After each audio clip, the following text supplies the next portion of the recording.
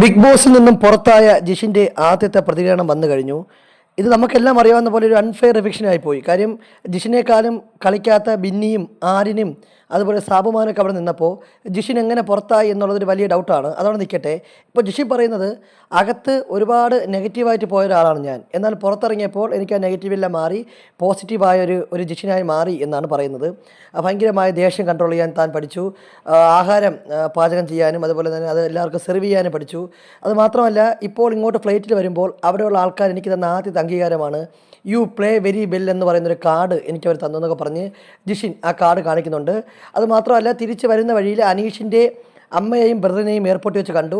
അവരിപ്പോൾ ഫാമിലി വീക്കുമായി ബന്ധപ്പെട്ട് ബിഗ് ബോസിലേക്ക് കയറാൻ പോവുകയാണ്. ആരുമായിട്ടും തനിക്കൊരു പ്രശ്നമില്ല. അവിടെ കളിച്ചതെല്ലാം ഗെയിമിൻ്റെ ഭാഗമാണ്. ഒരു ഗെയിമുമായി ബന്ധപ്പെട്ട് നമ്മൾ അകത്തേക്ക് പോകുമ്പോൾ അവിടെ കളിക്കുന്നതും പറയുന്നതും എല്ലാം അവിടെ കഴിഞ്ഞു. ഇനി പുറത്തിറങ്ങിയാൽ അവരുമായിട്ട് എനിക്ക് യാതൊരു പ്രശ്നവുമില്ല.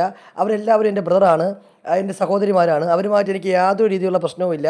എല്ലാവരും നന്നായിട്ട് കളിക്കട്ടെ, അർഹതയുള്ള ആൾക്കാർ ജയിക്കട്ടെ എന്നൊക്കെയാണ് പറയുന്നത്. വിശദമായ കാര്യങ്ങളെല്ലാം താൻ പഠിച്ചതിന് ശേഷം എപ്പിസോഡെല്ലാം കണ്ടതിന് ശേഷം നിങ്ങളുമായി സംസാരിക്കാമെന്ന് പറഞ്ഞാണ് ജിഷിൻ എയർപോർട്ടിൽ നിന്ന് പോയത്. ജിഷിൻ്റെ ഭാര്യ ജിഷിനെ സ്വീകരിക്കാൻ വേണ്ടി അവിടെ ഉണ്ടായിരുന്നു. എന്തായാലും ബിഗ് ബോസ് മലയാളം സീസൺ 7 ബന്ധപ്പെട്ട കൂടുതൽ അപ്ഡേറ്റുകൾക്കായി നമ്മുടെ ചാനൽ സബ്സ്ക്രൈബ് ചെയ്യുക.